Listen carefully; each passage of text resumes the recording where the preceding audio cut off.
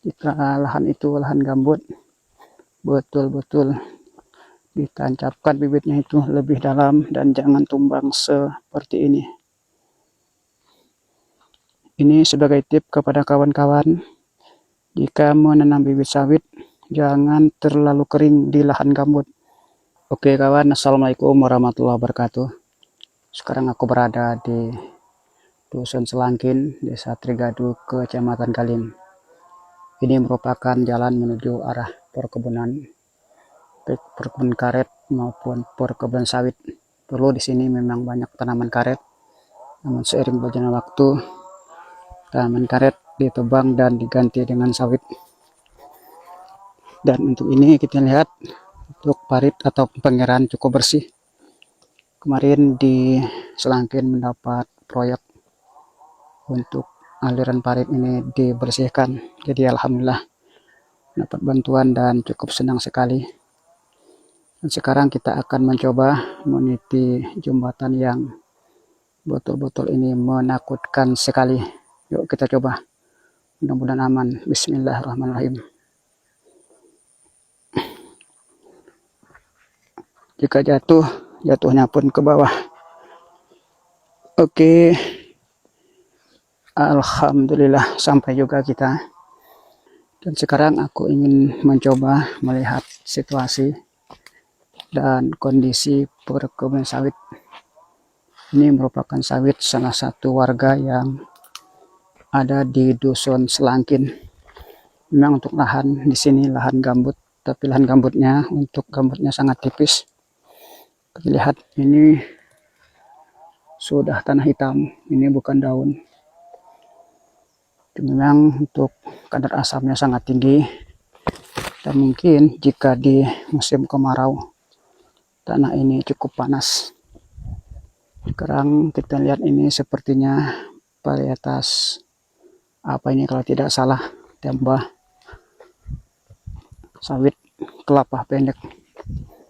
Jadi buat teman-teman jika ingin menanam sawit, usahakan untuk jarak dan bibit itu harus unggul dan dengan jarak yang maksimal. Memang untuk lahan gambut ini ada perlu juga kita sampaikan bahwa sebagai salah satu tip atau cara menanam sawit di lahan gambut yang harus diperhatikan oleh kawan-kawan pemula agar nanti jangan sampai menyesal di belakang hari. Untuk menanam sawit di lahan gambut, usahakan itu lebih dalam biar sawit kita tidak tumbang. Ini tahan lembut, sudah diberi kayu. Kayu ini tujuannya biar sawit ini tidak tumbang. Itulah yang perlu diperhatikan bagi kawan-kawan yang akan menanam di lahan gambut. Beda di tanah yang mineral, tanah yang udah keras, jika kering pun itu tetap aman.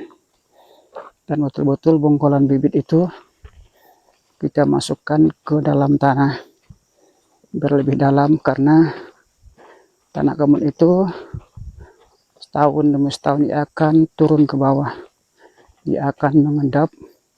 Dan jika sawit yang kita tanam itu tidak dalam ke bawah, maka batang sawit bongkolannya itu akan menempel di atas tanah seperti ini.